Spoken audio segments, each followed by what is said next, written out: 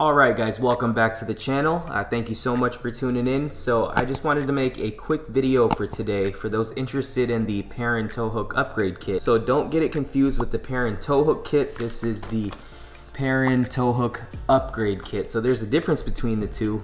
So you'll probably notice that the upgrade kit is a lot cheaper than the actual tow hook kit itself, and the reason is because the upgrade kit only comes with the tow hook ring. I found out through reading, and I actually read for once, and I'm glad I did to save a couple bucks, that the upgrade kit doesn't come with the stem. This tow hook actually uses the same stem as the license plate relocator kit, so if you already have the license plate relocator installed, then you can simply pick up this tow hook upgrade kit and switch it out if you'd like. And now the reason why this isn't installed on the car is because I decided to move the license plate back to the center of the bumper just to kind of change it the look a little bit. So that is the only difference between the two. The upgrade kit doesn't come with the stem.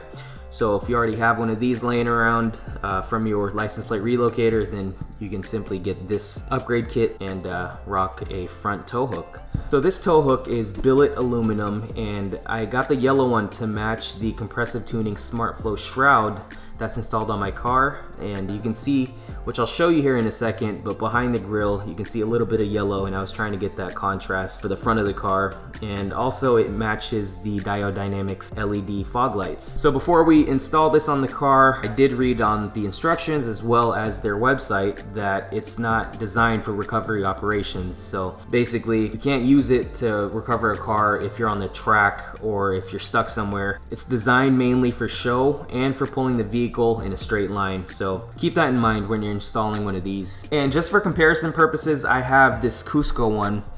It's a little beat up, but this thing actually works. It's heavy, and I actually trust it a lot more than this one. But this is for the rear, and I just decided to take it off for this video so I can show you guys the comparison. This is, you know, very light, and if you guys can feel the weight of this, it's super heavy, and it's very durable. So I'd trust this one over this. And also, if you're unaware, every car should come with one of these. This is the OEM tow hook. It should be in your trunk where the spare tire is. Your car has one of these. You know, if you don't want to be fancy about it, you can use this, but we have this right here. So yeah, with that said, let's go ahead and get this installed on the car. It should be very quick. All right guys, sorry about the car. It's a little dirty. It rained a couple days ago, and I just haven't had the chance to clean it or anything like that. But yeah, if you guys can see right here, this is the compressive tuning smart flow shroud. And what it does is it draws in air from the front of the car, the grille. There's a scoop right behind this part, and it draws in air from there through the shroud and into the intake. And I got the yellow one just to kind of give it a little bit of contrast. Yeah, I'd like to get a grill to open this up a little bit, and so you can see the yellow that's behind this right there. And also it matches the fog lights when they're on. I thought that would be a cool look, and as well as these right here on the corners of the headlights. I get a lot of questions about these, and basically what I did was I bought some yellow film from eBay, and I simply just cut the round shapes until I was satisfied with the way it looked, and then stuck it on there. And I've had it since the car is brand new. I got it mainly for protection. I didn't expect to keep it this long. This car is going on its 4th year, but yeah, it looks great. And I have it on this one as well. So just gives it that little nice yellow look, and I really like it.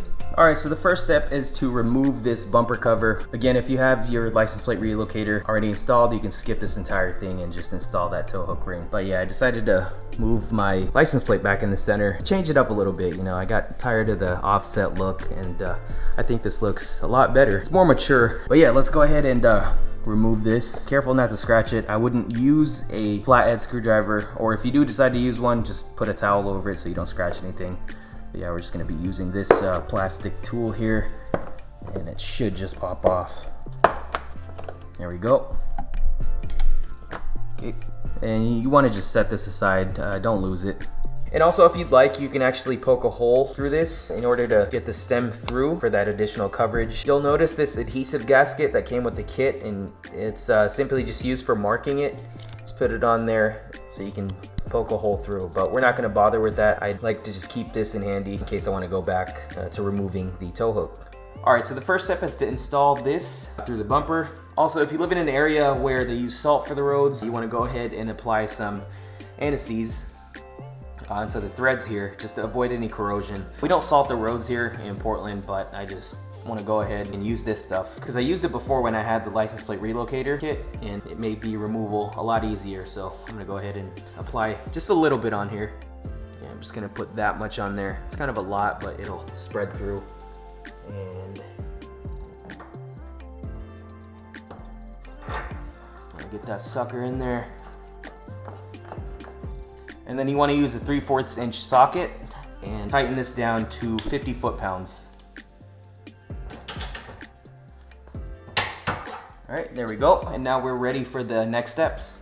All right, guys, so the kit actually comes with 6 of these washers right here. They give you extra just in case you want more clearance to the front, but I'm only gonna be using 1 in between the tow hook stem and tow hook, as well as 1 in between the bolt and the tow hook. So first you wanna take the bolt, put a washer on here, just like so, and then you fish it through the tow hook ring, just like that. And then wanna get another washer, and then put it on top. And now you're ready to insert it into the tow hook stem. And you wanna just make sure it's lined up evenly before you tighten it. I mean, you could even run it vertically, but that's just a little weird, so I'm gonna do it the normal way, I guess. And one little weird thing I found was that the instructions say to torque this down to 40 foot-pounds, but there's no way in hell you can get a torque wrench through here, or a socket for that matter. So we're gonna be using a 17 millimeter. You probably need a 16 millimeter. It's a 5/8, but I don't have either of those, so I'm gonna use the next best thing, which is a 17 mil. And it should work if you're careful. So just tighten it down, and it's approximately 40 foot-pounds. It doesn't have to be exact. So once you get that bolt tightened down, you should be good to go. And guys, as much as you don't want to believe it, this is only intended for show use. Again, you can use it to pull the car forward, but it's not intended to save you if you're stuck in a ditch. So you want to use a little bit of a stronger tow hook for that. But yeah, this is only intended for show use, so just get that out of the way. So yeah, if you haven't noticed by now, this is actually permanently mounted to where the ring is facing this way. So what I mean by that is it doesn't fold up or down. It's simply mounted out this way, and it kind of sticks out just like a few inches out from the front, if you guys can see that. And then let's get a quick side view, just like so. And then from the other side,